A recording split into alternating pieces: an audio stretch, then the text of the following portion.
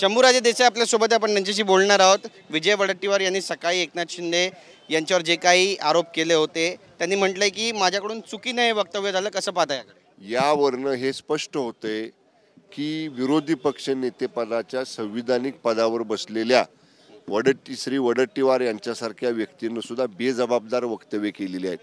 अपुऱ्या माहितीच्या आधारे, असत्य माहितीच्या आधारे मुख्यमंत्री राहिलेल्या आणि आता विद्यमान उपमुख्यमंत्री पदावर कार्यरत असणाऱ्या माननीय एकनाथजी शिंदे साहेबांच्या सारख्या व्यक्तीचं नाव घेऊन जेव्हा सकाळी ते आरोप करतात तेव्हा संध्याकाळी त्यांना मागं ते आरोप घ्यायची वेळ येते। याचा अर्थ त्यांचं वक्तव्य अपरिपक्व आहे, असत्य माहितीच्या आधारावरती आहे आणि जर त्यांनी ती माघार घेतली नसती तर त्यांना कायदेशीर डिफमेशनच्या कारवाईला सामोरं जावं लागलं असतं। नक्कीच आज संजय राऊत विधान भवनामध्ये पोहोचले आणि भास्कर जाधव यांचं नाव कुठेतरी विरोधी पक्ष नेते म्हणून ठरते असं समजते। आज त्याबद्दलची एक मोठी बैठक सुद्धा होती, उद्धव ठाकरे पण होते। कसं पाहता या बैठकीकडे? संजय राऊत कोण ठरवणार विरोधी पक्ष नेता विधानसभेतला कोण असावा? ते नाही, त्यांची उपस्थिती जाणवली। कोण, कसली उपस्थिती? कोण लागून गेले संजय राऊत एवढे मोठे की तुम्ही सुद्धा माध्यमात संजय राऊत उपस्थित होते म्हणजे एवढी ब्रेकिंग न्यूज चालवण्यासारखं काय? एक राज्यसभेचे खासदार, एका पक्षाचे नेते आले असतील विधानसभेत कोणाला त्यांच्या आमदारांना भेटायला, त्यांच्या आमदारांना काही मार्गदर्शन करायला। आम्ही त्यांच्या विधान भवनमध्ये येण्याकडे आम्ही फार सिरियसली बघत नाही। नक्कीच नीलमताई गोरे येत नाही आहेत, नाराज आहेत असं म्हणावं?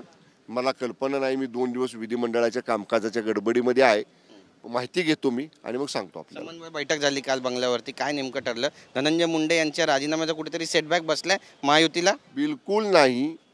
पहिल्या दिवशीपासून या ठिकाणी महायुतीची भूमिका होती की स्वर्गीय सरपंच संतोष देशमुखांच्या हत्याकांडामध्ये जे कोणी जबाबदार असतील त्यांच्यावर कारवाई करू, त्याप्रमाणे आरोपींवर कारवाई झाली आणि माननीय धनंजय मुंडे साहेबांनी काल राजीनामा देताना ट्विट केलेला आहे, त्याप्रमाणे त्यांनी त्यांचा राजीनामा प्रकृतीच्या कारणासाठी या ठिकाणी दिलेला आहे। कालची जी समन्वय समितीची बैठक महायुतीची होती ती एकूणच महायुतीला जे विजय मिळाला विधानसभेच्या निवडणुकीत त्याच्यानंतर इथून पुढे प्रत्येक निवडणूक ही महायुती म्हणून आपण एकत्र लढली पाहिजे।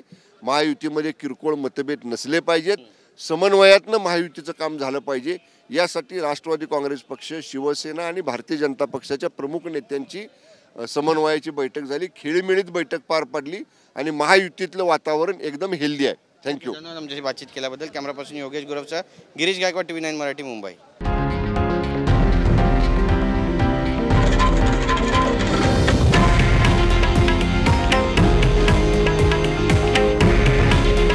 हे आहे देशातील नंबर 1 न्यूज नेटवर्क आणि आपण पाहत आहात TV9 मराठी। काळजी तुमची, हित महाराष्ट्राचं।